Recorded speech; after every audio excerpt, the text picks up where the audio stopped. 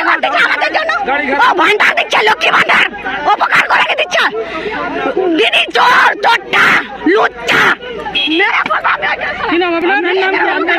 আমার সুন্দরী মান্ডি, সুন্দরী মান্ডি, সুন্দরী মান্ডি। না, খাবার আমরা আটকালে পাবো, নাহলে পাবো নিকো। গাড়ি আটকালে আমরা পাবো না, তাহলে এইটা কি আইন হচ্ছে?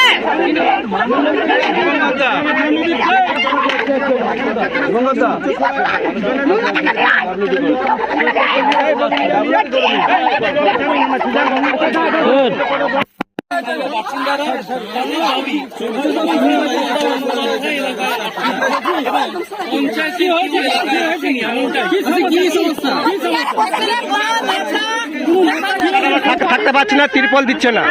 এই যে ঝড় বৃষ্টি হচ্ছে, কোথায় থাকবে এত লোক? কোথায় যাবে? এখানে গাড়ি আটকালে খাবার পাওয়া যাচ্ছে, না হয়তো সোজা চলে যাচ্ছে। ঠিক আছে, গাড়ি আটকালে খাবার পাওয়া যাচ্ছে, না তো সোজা চলে যাচ্ছে। জল আটকালে পাওয়া যাচ্ছে, না তো সোজা চলে যাচ্ছে।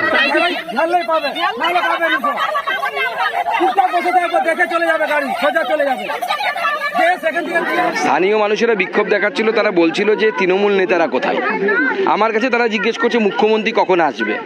তারা মুখ্যমন্ত্রীর জন্য অপেক্ষা করছে এবং দুর্ভাগ্যের বিষয় পশ্চিমবঙ্গের মুখ্যমন্ত্রীর জন্য তারা হাতে চেলা কাঠ নিয়ে অপেক্ষা করছে। ওরা ভেবেছে যে কোনো তৃণমূলের কোনো নেতা এসছে, তবে যখন আমাদের নাম দেখেছে, আমাদের জেলা সভাপতিও নিচে নেমে তাদের সাথে কথা বলেছে। অস্বাভাবিক কারণ নয়, মানুষ 3 দিন ধরে এখানে অভুক্ত অবস্থায় আছে। রাজ্য প্রশাসন চাল দিয়েছে, 5 জনের বাড়ি ঘর, তাতে এইটুকু চাল দিয়েছে এবং সেই চাল হচ্ছে পচা চাল, দুর্গন্ধ বেরোচ্ছে। মানে তা দিয়ে পচানি বানানো যেতে পারে, ভাত অ্যাটলিস্ট হবে না। এবং জল নেই। আমাদের জেলা সভাপতিকে আমি নির্দেশ দিয়েছি, কালকে আমাদের জেলা সভাপতি, একদিন আমাদের প্রিপারেশনের টাইম লাগবে, কালকে আমরা চাল, ডাল এবং জল ওই এলাকায় পৌঁছে দেবো। এখন আমরা কিছু জল দিচ্ছি, সেখানে আমাদের কাছে জল চেয়েছে, আমরা জল পৌঁছে দেবো। খাওয়ার এসে খাওয়ারও দিচ্ছি। মানুষ পাশে ক্ষোভ জানাচ্ছে, মানুষ বলছে যে এখানে পৌঁছচ্ছে না প্রশাসন, কিচ্ছু নেই, প্রশাসনের কোনো রকম অস্তিত্ব নেই।